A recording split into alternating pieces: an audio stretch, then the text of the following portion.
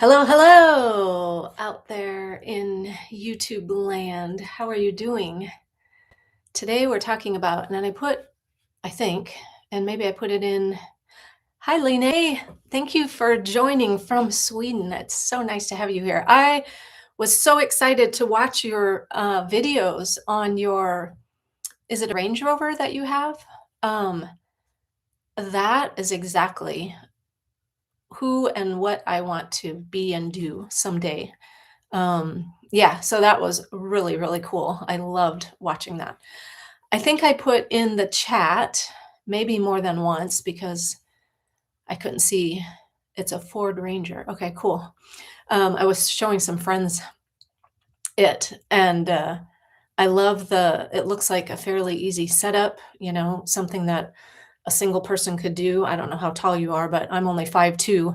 So, thinking about driving a big old RV or something like that just intimidates me a little bit, especially if I was by myself. So I want something for it to be fairly easy to navigate and feel safe in, both physically and mentally, emotionally. You're 5'8", so you're taller than me. Yeah, I saw how easy you jumped up onto those tires to pull the top down. So, but that was super cool. Super cool. That's not what we're here to talk about today, but I just wanted to say that was super cool, and I look forward to seeing more. I know that you're getting ready to release another video, so for anybody watching, go to Line Overland on YouTube. She has an amazing channel on doing stuff, adventuring out, especially if you're maybe a single female who is looking for um, something that you could possibly do on your own to add some adventure and fun into your life. So, yes. So today we are talking about why we don't speak up and how we can become so worried about someone else's approval that it ends up impacting our lives really deeply in a really deep way. So I put in the chat, have you ever thought they didn't mean it, right? So you didn't speak up? I'd love for you to share in the chat if that's happened to you and what maybe resulted from you staying silent. I called myself for many, many, many years. I realized I was the queen of second chances. And I wore that crown proudly because I thought it was a good thing. I thought it was good to give people second chances and third chances and fourth and fifth. They got as many chances as they wanted, really, in my life because I didn't realize how much it was impacting me, and I thought that the goal was to be nice, and I thought by not speaking up, by giving them another chance because they didn't mean it, was the right thing to do. And so that's what I want to talk about today. Um, why we do that, why we stay silent. And I think a big part of it is because we have this perception that staying silent is the nice thing to do. It's polite, it's agreeable. It's yeah, it's not making waves. We're being the peacekeeper, right? By staying silent, by not bringing something up, by assuming that they didn't intend it that way, the way we took it, assuming that we're the ones that took it the wrong way. And so this is I discovered um probably after I discovered it the most. I had the biggest brick to the head after my third marriage ended because I saw how many times I gave him second chances, third chances, fourth chances when he was emotionally abusing me. And it was on the verge of physical. But a lot of times I think that's why we don't bring something up is because we say, well, they didn't mean it that way, right? They didn't intend it that way. They may even say, well, that's not what I meant, or that's not what my intention was, right? And so we back down thinking that we're in the wrong. And when I was raised to be the nice person, right? To put other people's needs before mine. And that led me to believe over time that other people's needs were more important than mine. And so I just learned it became a habit. It became very habitual because all of those things do. The thoughts that we think aren't just random thoughts, right? The thoughts we think today they say are about 85%, 90% of the exact same thoughts we thought yesterday. So it's not like we're having new thoughts. And then those thoughts just become habituated. And a habituated thought is a belief. And those beliefs are what drive our lives. So I believed that I didn't have the right to speak up for myself. I believed deep down like that I wasn't worthy to speak up for myself, that I didn't deserve to speak up, that I believed I was being too sensitive because either I'd been told that too much, stop crying, or I was told, you're too sensitive, you're blowing it out of proportion. You don't know what you're talking about, right? And I started believing those things about myself. And it was my 3rd marriage that when it imploded, that's what made me really start to look at how was I the common denominator here? And how was my not speaking up? It wasn't their fault. They weren't making me not speak up. They weren't making me stay silent, right? I was doing that. I was choosing that. But again, a lot of that was habituated. But when my 3rd marriage ended, it made me start looking at how am I the common denominator and what things are playing out, not just in this relationship, but in all my relationships over my life, right? Friends, family, coworkers, bosses, it didn't matter. It doesn't matter the relationship. The habit pretty much is going to be the same. I know there's been people that have said, they can speak up at work, but they can't speak up at home or vice versa. So there are situations maybe where, and maybe what you're speaking up about is different. And maybe that's what makes it easier or more comfortable for you. But for the most part, when we have a habit of not speaking up, which is based on a belief that we've developed about ourselves, the belief comes first. The behavior follows the belief. So because I had this belief that I was being too sensitive or I was blowing things out of proportion or that they didn't mean it, the behavior of not speaking up followed that belief.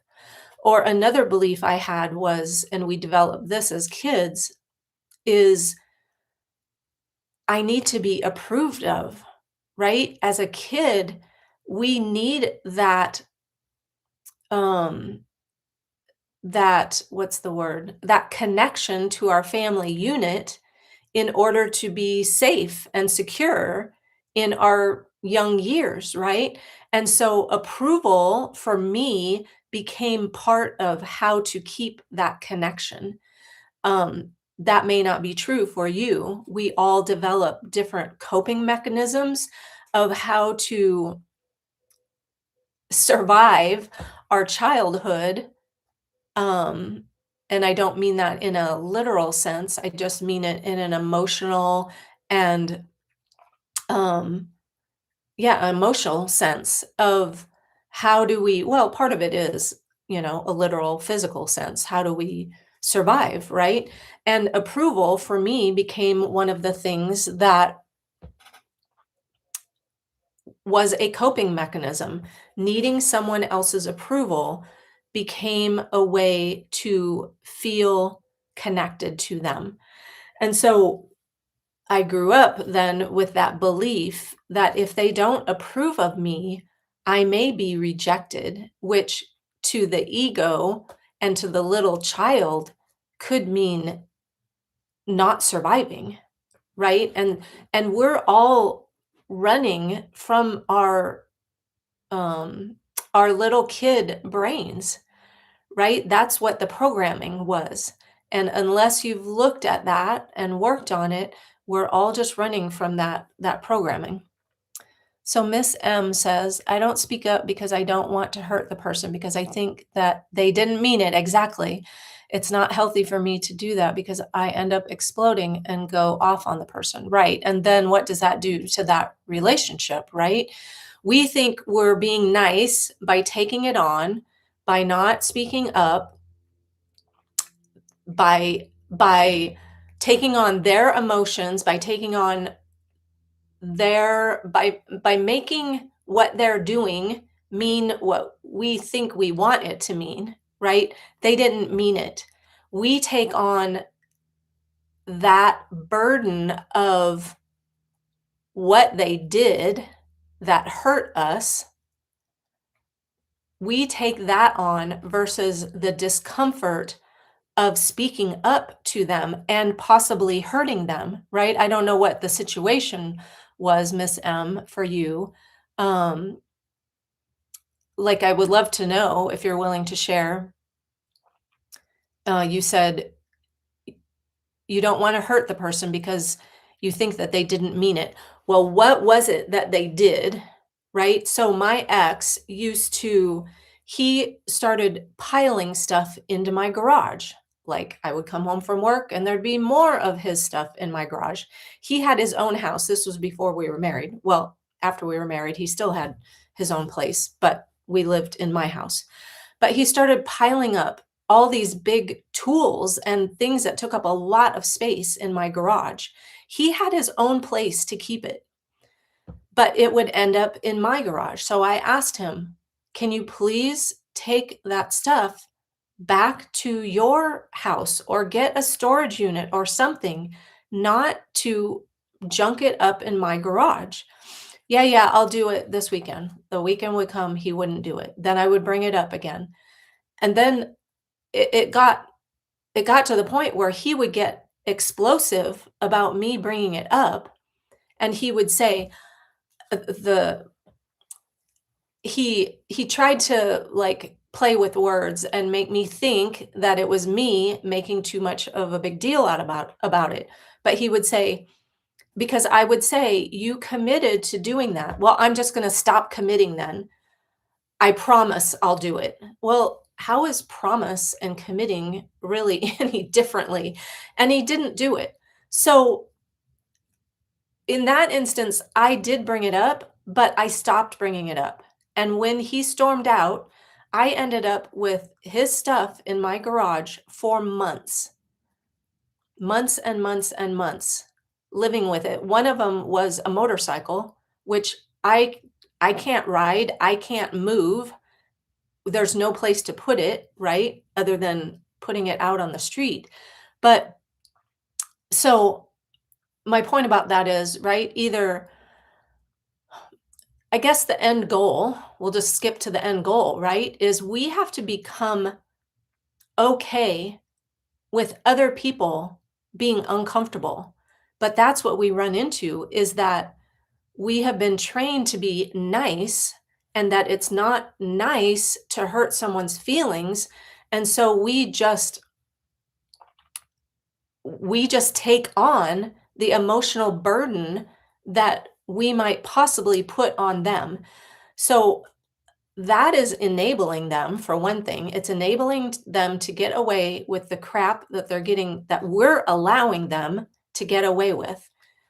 It's allowing them to treat us in a way that is not it's not serving us, right? It's not in our best interest. And I'm not saying it's me, me, me, it's all about me, but I'm saying that we end up tolerating hurtful behavior in the name of them not being hurt. And that can cost us in more than just our own discomfort. right? Or in explosions. So we end up exploding, like you said, and going off on the person, which disconnects the relationship, right? When, like for me, one of my highest values is connection. So I love, like, when I see people here connecting with me in the chat, I just love it. It fills me to be able to connect with you in this way. So, um, Lena says, I really need approval, especially from my husband. I end up exploding too, Miss M. Yeah. Um, it's easy to do. I've said this, I think, in other lives, that when we suppress our emotions, it's like we're constipated. And what happens when you're constipated, like physically constipated? You are uncomfortable, right? First, maybe in pain. I had to call 911 for my mom because she was in so much pain. And then we also are building up toxins. That constipation, that poop inside of us, right, is toxins. It builds up toxins when our body can't flush itself out. And our emotions are the same way. If we are suppressing them, if we are not speaking up, which if we're not speaking up, we're not speaking up because it's something that has hurt us, right? You can speak up about that you didn't like the food at the restaurant. You can speak up, I'm not, maybe to your husband, or you can speak up about, I'm going to go to bed now. I'm going to go to bed early, or I'm going to stay up late, or you can speak up about things that don't make you feel uncomfortable, right? Normal everyday things. But what we don't speak up about are things that we have some emotion, some feeling wrapped around. So if we're not speaking up about it, that means we're not expressing how we feel, which means we're suppressing the emotions. And suppressed emotions cause toxicity in the body, just like being constipated. So we have to start learning to express ourselves. And that doesn't mean necessarily, it may not be directly to that person. Maybe expressing yourself to that person isn't helpful, right? Maybe it's not the first step. Maybe expressing yourself to an unbiased person first so that you can, like for me, I need a sounding board. I have a couple of friends that I can call and talk to and say, okay, this is what's happening. I just need to talk it out. And usually as I'm talking it out, I become more clear myself about things. And usually they don't have much input for me. I just get really clear when I can have that sounding board and they can ask me questions. And I can be that sounding board for you if you're in a situation where you want to express something but you're not quite sure, am I thinking about this in the right way, am I not, what am I not seeing about it, right? So that's what I do as a coach, is help you understand, what am I feeling? Because if you were raised to suppress your feelings and your emotions, many times we get to this age and we're like, I don't even know. I don't even know what this feeling is. I don't know how to say it in words. And then what happens is the explosion, right? So if you're just joining, we're talking about how I used to be the queen of second chances, and I would give people second chances, third chances, fourth chances, and that was really, really detrimental to my life because I allowed people to walk all over me. I got um, an autoimmune disease. I got Hashimoto's, which is a thyroid problem, right? Which is, the thyroid sits at the voice. So it makes at the voice box area. So it makes complete sense when I wasn't speaking up, why my thyroid would act up, right? Because they sit right side by side. So our autoimmune diseases aren't genetic. It's been proven they're not genetic. And I don't know if you know this, but Gabor Mate wrote this book, When the Body Says No. He talks about um he talks about how there is, a rampant rise of autoimmune diseases like Hashimoto's thyroiditis, lupus, MS, diabetes, different things like that. I'm not thinking of some of the more normal ones, but or some of the common ones I'm missing. But he says that, and this statistic was like eye-opening for me.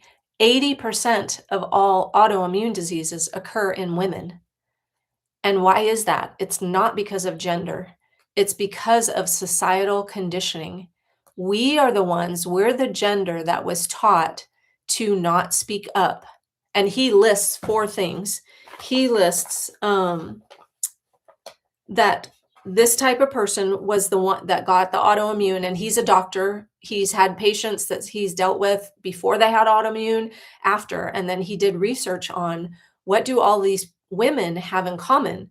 They tended to identify with their duty or role, responsibility, rather than with the needs of the self. So they identified with um, being a mom, being a wife, being a good employee, right? A good Christian, whatever it was. We identify with the duties instead of with who we are put here to be. The second thing he says is that they tend to be very nice and agreeable, which means they repress healthy anger, right? And that's what we were talking about, how that we end up exploding because we think we have pushed the anger down for so long that eventually it's just a huge explosion.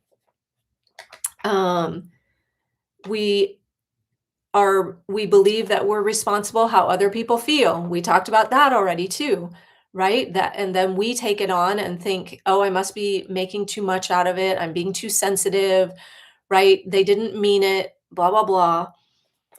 And that we're never to disappoint anybody. We talked about that last week in the live. And so these things lead us to not say no, right? And we end up then taking on the stress of other people. And that stress impacts the immune system. And the immune system goes on the attack because it thinks it needs to attack something in you. And so it attacks your thyroid because you're not speaking up. It attacks your joints. So arthritis is another autoimmune. So it attacks your joints. You get bone pain, you get, inflammation and swelling. Those autoimmune diseases are not genetic. They are conditioned. They are from the conditions that we're putting ourselves in that are causing inflammation and wreaking havoc with the immune system. And then the immune system, that's its job, is to keep us well and healthy. But so it thinks it needs to go attack these things to prevent us from being taken down by them. And so it's like this vicious cycle. And so learning to express ourselves is the best way, even if someone else is uncomfortable. Partly this came up into my head today because I watched a little short on YouTube from my friend Maggie. And she's talking about, she is a healthcare practitioner. She's a podiatrist down in Australia. And she went to a new patient's home to treat the woman's feet. And the woman was in a wheelchair. And so Maggie had to, like, kind of get in a position where she could position her chair and that Maggie could get in a position where she could, work on the woman's feet. The husband, it's an elderly couple, apparently. The husband came and stood at a table right near them and positioned himself, I am not quite sure, but in a way where his groin was right basically in Maggie's face. And Maggie was super uncomfortable and she didn't say anything. She said she gave it like 30 seconds to a minute for it to correct itself, which a lot of times, right, what we do, and that wasn't long, right, that she gave it, but a lot of times what we'll do is, well, they're not intending to do this, right? And so then we don't say anything. But what she said was, so she waited and nothing happened. So she said to him, "Do you want to sit down over there for me?" So basically, she was setting a boundary, right, in a clear way, but not a confrontational way at all. And he did, but a little bit begrudgingly. He kind of mumbled and complained a little bit about it. Um, but she said she didn't really know. I'm looking because I wrote down what she said. She really didn't know what else to do other than to be more specific, which she didn't want to do, right? She didn't want to say, I'm assuming she didn't say this part, but she most likely didn't want to say, "Hey, your crotch in my face is bothering me," right? And um so she didn't say that, but she set a boundary in a way that he understood that he needed to move out of her space. She didn't have to say why, right? We don't have to explain ourselves. We don't have to explain why we're asking someone to do what we're asking them to do. We don't have to explain our boundary. We don't have to explain our no. And that's where we get ourselves in trouble a lot of times is that we end up, explaining and over explaining. And then it basically, we diminish ourselves and we basically just, cut ourselves off at the knees. We take out our own power when we explain why we're asking someone to do what we're asking them to do. You don't need an explanation for why you're uncomfortable. You don't so so we explain, right? Or we don't ask them because we're afraid that it might make them uncomfortable, right? I think Maggie said um, that, it felt inappropriate because he was in her personal space. But, she could have like said, well, I'm only going to be here for 30 minutes. I'll just put up with it, right? But that's what a lot of times we as people pleasers, people that have always put other people first, that's what we end up doing. We end up diminishing ourselves, diminishing our value, diminishing our power in order to not take away something from someone else. And that is super degrading to our own lives.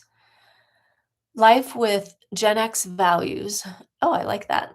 If you can't say anything nice, oh my gosh, this is what I heard all the time. Me too. If you can't say anything nice, don't say anything at all. Right? That is ingrained in my brain, ingrained in my brain. Um, yeah, thanks for joining us, Life with Gen X values. I would love to know where you're listening from, where you're watching from, and welcome.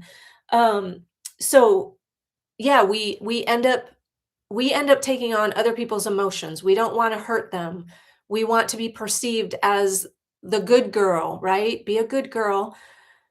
We want to be perceived as nice. We don't want to be perceived as bitchy or labeled as bitchy or demanding or mean or needy or too sensitive or dramatic, right? Whatever it is. And yes, people may call you that, right? But that doesn't make it true. Peter Crone says, see if I can remember this. I've said it before. Words can only hurt you to the extent that you believe them. So, learning to speak up for ourselves. So why do we not do it, right? Or what happens? We explain, we take on their emotions. We we say they didn't mean it, that that wasn't their intention. And so because we don't know their intention, we assume, we take on the assumption, we take on the weight that we made that intention up. If I feel uncomfortable about something, it doesn't matter what their intention is. That man could have had, maybe he just needed to sit there close to his wife, right? And maybe he had no clue what he was doing. That doesn't matter. It doesn't matter what his intention was. What matters is how Maggie felt while his crotch was right in her face. She was uncomfortable. She felt unsafe. I don't know that she used that word unsafe, so I'm assuming that, right? But that's where our nervous system and our brain speak to each other, right? They're not disconnected. Our mind and body are connected, they're not disconnected. So if we feel unsafe in any way in our body, our brain is going to go alert, alert, alert, turn on the alarms, right? And if we don't protect ourselves in whatever way we can, removing ourselves from the situation, like she did. She asked him to please move and go sit in the chair. Um, Whatever that is, we are responsible for protecting ourselves. Now, if you've lived in a situation where you have always been looking over your shoulder, right? Always been in, oh, what's the word? Someone help me here. Like, uh, hold please. I'll find it. I'll know. I'll figure it out. Hypervigilance, right? If you're in hypervigilance where you're always like thinking someone's attacking you, right? If you jump at the slightest noise, which that was me, that is the nervous system constantly staying in fight, flight, freeze, appease mode. And so we have to start becoming aware, like Maggie did. The old Maggie wouldn't have asked him to move. She would have sat in her discomfort and taken on, regardless of what his intention was, if it was good or bad, right? But we don't have to know. It doesn't matter. That's my point. It doesn't matter what their intention is. How I feel in the moment is what matters. And that my well-being needs to become a non-negotiable in all of my interactions. I was invited to a Christmas party quite a few years ago. It was like, I think it was 2020. No, it must have been 2020, maybe 2021. I don't remember, but COVID was, you know, kind of a thing then. And I was invited to this Christmas party. It must have been 2020. And it was a friend that I didn't always feel a great energetic connection to. There was just some off energy there, some unhealthy energy that I didn't always like to be around. And there were going to be a lot of people there. It must have been 2020, December of 2020. And so, but I had committed to bringing like food for the party. So I took my food to the party and I said hi to a couple people, the hostess, and then I said, I am not going to stay. I just am not comfortable. And I left. And she questioned me, and I just said, I'm not going to stay. There's no real reason. I just I just can't. It doesn't feel right for me." And she kept questioning me, but I just kept repeating, "I'm going to leave now. I'm not going to stay." And I left. And that was me protecting my own energy, my own well-being, even with her discomfort, and she was mad about it. But that is not mine to take on, right? That was one of probably, one of the first new ways of being for me in that way of starting to realize, hey, just because I committed to something does not mean I mean, I'm not gonna bail, right? I did what I promised to do. I took the food. It was a party. It wasn't like I was meeting her for dinner solo and that I stood her up, right? But I took and I just said, I just can't stay. And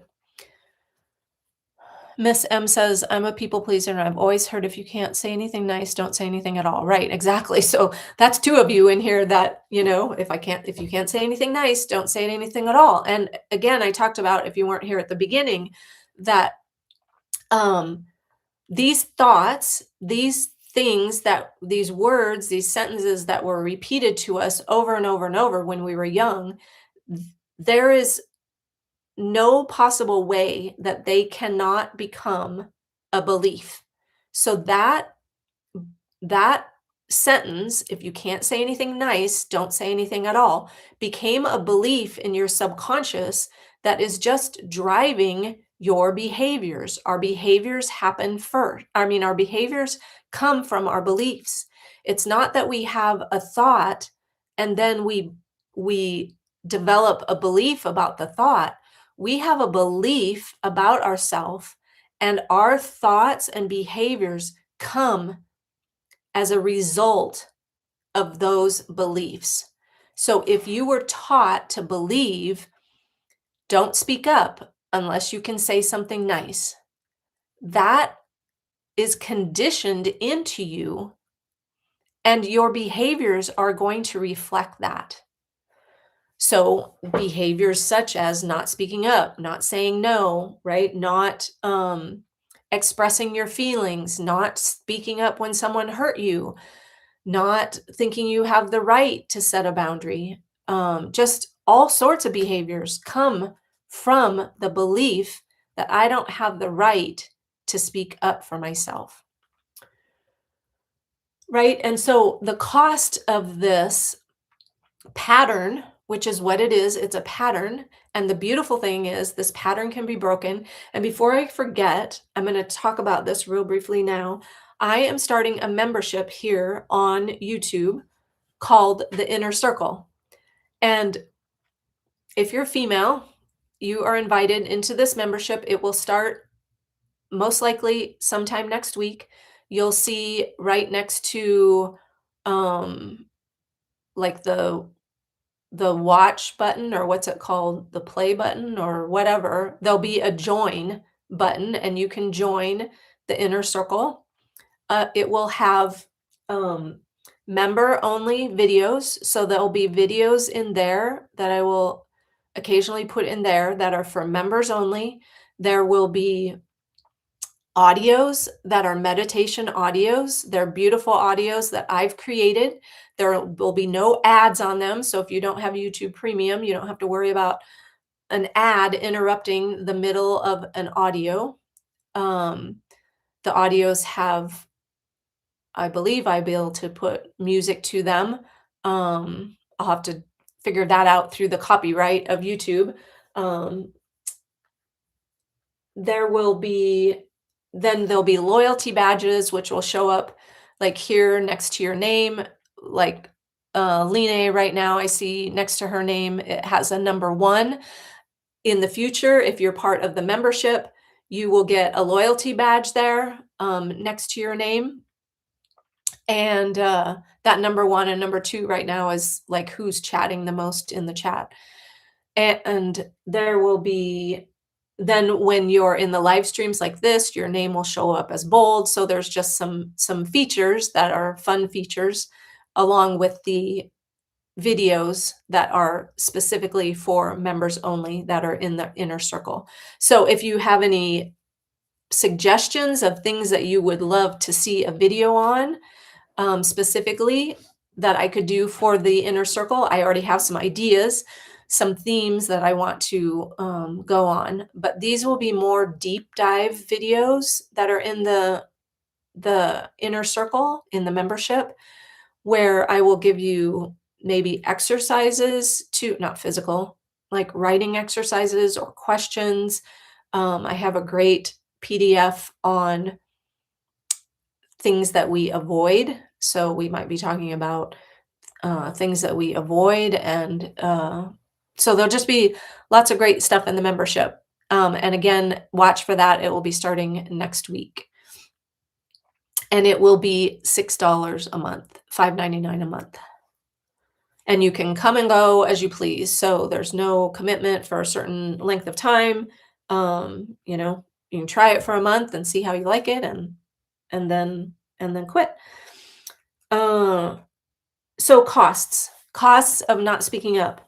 I already talked about one, autoimmune diseases, right? Like Hashimoto's thyroiditis. I got that 2 years after I was married, my second marriage. I found out he was having an affair, and I didn't express myself fully, and I got Hashimoto's, that I still deal with. So I have thyroiditis, hypothyroidism still today, 30 years later.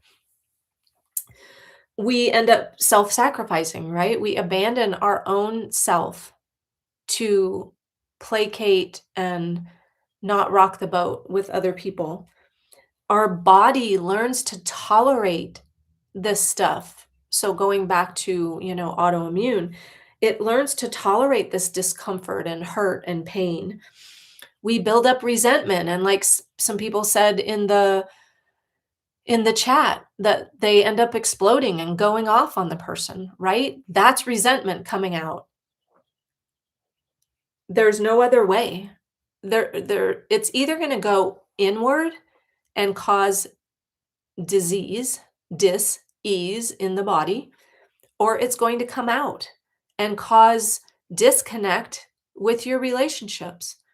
So let's start expressing ourselves, right? Let's start speaking up. It doesn't have to be hurtful. It actually is the more kind thing to do is to speak your truth. Because if you're suppressing your feelings, your wants, your needs, because you're afraid they're going to hurt someone else, how is that not hurting someone else?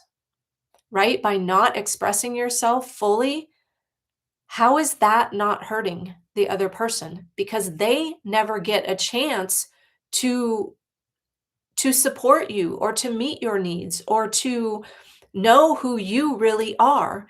And I had someone else say, I think in a live a couple weeks ago, or maybe it was a comment in a video, they said that the person explodes and then they're like, whoa, who are you? A completely different person appears. And they were saying it from the other side, right? Of being on the explosion end of the person who was reacting and exploding. And they're like, whoa, you are not the person that I thought I was in relationship with. Right. And so when we hold things in, that's what ends up happening is we can really hurt our relationships more. And again, this doesn't have to be only with our intimate partners. This is with friends, family, coworkers, bosses. When we aren't showing up as who we are, and that means not speaking what's true for us, then we're not being authentic. We're not being genuine. We're not being who we are. And so the person can never get to know who we are. And then others can learn, or others learn, we're basically teaching them that they can walk all over us, that they can take advantage of us. And then we get more resentful because they're taking advantage of us, right? And it's this vicious cycle. But we're setting ourselves up for that to begin with, unfortunately. So a couple questions to ask yourself is, what would change if your well-being was non-negotiable? Like, if your well-being, your comfort was not on the table. That is not a negotiating tool, but other people, we tell them that they can use that as a negotiation tool, right? We teach them that they can guilt us, and then we'll back down, or we'll say yes when we already said no, right? So what are we teaching them? And what if your well-being, your own comfort, your needs were non-negotiable, that they were not on the table for negotiation? And you can even say that when you're learning to speak up for yourself and someone starts pushing back, you can say, "This is not up for negotiation. This is how I feel." And they'll either get on board, it may take them a while, they may push back, you may get some flack, but give it some time. See if they are willing to, start stepping up. Um, and maybe they won't. I've had a couple friends that wouldn't. They didn't like the new Heidi, and that's okay because they weren't it wasn't a supportive relationship in my life, I realized after the fact. I just led myself to believe that it was for so many years. And then the second question, what am I afraid will happen if I speak up? Like Miss M, what are you afraid will happen if the person said, "Wow, that hurt my feelings. How dare you say that?" So, and then what do we make that mean about us? It doesn't mean anything, but we end up giving it meaning, some meaning that is just arbitrary, to take on this load again of thinking that if you can't say anything nice, don't say anything at all, right? We have to abolish that belief in our head. And we can do that like through these meditation audios that I'm going to put in that membership. We can do that through listening to new beliefs, new things will get. I posted on my Instagram stories today a video of synapses in the brain coming back together and wiring together. And that's what we do when we break a pattern is we have this is if this is the pattern, the synapses in the brain, right? The pattern that we don't like. And we start telling ourselves over and over and over, we repeat a new thought that we want to become a belief, just like it got in there to begin with, as if you can't say anything nice, don't say anything at all, right? How many times were we told that? Let's tell ourselves a new thought. And eventually, though that synapse of if you can't say anything nice, don't say anything at all, breaks. And it's no longer powerful.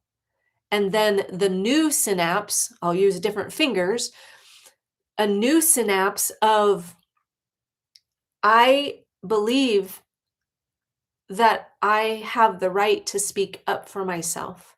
It's kind of me to speak up for myself. It is the best thing for the relationship to speak up for myself, right? I start telling myself that new belief, and that new synapse wires together. Then I have that bond instead of the old bond. So that's literally how that happens. And you can do that through the help of those audios that are going to be in the membership. And those audios I sell on my website.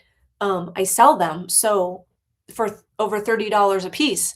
So it's a great benefit of being in the membership, of getting a new audio every month that you can use. So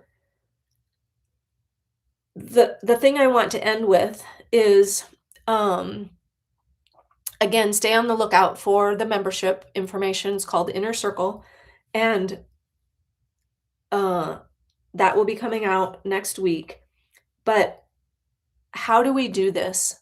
One of the biggest things is I say that our life is basically an experiment. And if we're not willing to experiment with trying out new things, trying out, okay, I'm going to say no 5 times this week, right?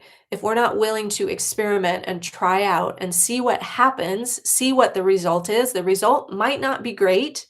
It might not be what you expect or what you want, but just like a scientist would experiment, right? And they would have a hypothesis of if I do this, this is possibly what's going to happen. Just like they would do that, I want you to experiment with doing some different things. And one thing you can do in this area is practice living with being okay with other people's discomfort or upset, knowing that you didn't cause it. That was their choice to react that way. And the only way you're going to help them from reacting that way in the future is to continue down this path of not taking on their emotions for them and soothing them, smoothing it over by changing your mind or, giving them another chance or whatever it is. So practice living with their discomfort and their upset. Oh, one other thing I wanted to bring up that Maggie talked about in that video that I watched of hers. She talked about how in Afghanistan it was just legalized for domestic violence was just legalized. So men can abuse their wives in Afghanistan, and there is no recourse for it. So, like having gratitude for the ability to be able to use your voice and speak up is not something that should be lost on us, right? Don't suppress your voice. You have a voice for a reason. Use it to speak your truth, not to do harm, not to do unkind things. And yes, will sometimes you do things that hurt people that you didn't mean? Yes, absolutely, because that's part of being human. But you I would say that we are all given a voice for a reason, and it's to express ourselves, and it's to allow us to bring other people closer to us. If I didn't express myself, how would you know who I am? How would you know what I believe or think? Or how would you be able to create a connection with me if I didn't express myself? So using our voice is a privilege, and a privilege that not everyone is given. So start expressing yourself, start using your voice, um, speak up for yourself so that you can deepen the connections that you have in your life, even the connection that you have with yourself. I appreciate you being here. So happy to have the comments and just to have you share time with me. If you're watching the replay, you can see the chat in the replay chat. I'm not sure what the name of that is. The replay chat. And then leave your comments if you have comments when you're watching the replay. Would love to know what your thoughts are on all of this and whether you have ever thought they didn't mean it, so you didn't speak up, and then what resulted from that. So thanks again for being here, and I will see you next Wednesday, same time, same bat channel, which is 2:22 Eastern time in the US. So wherever you are watching from the world, have a great rest of your day, great rest of your night, and I will see you next week.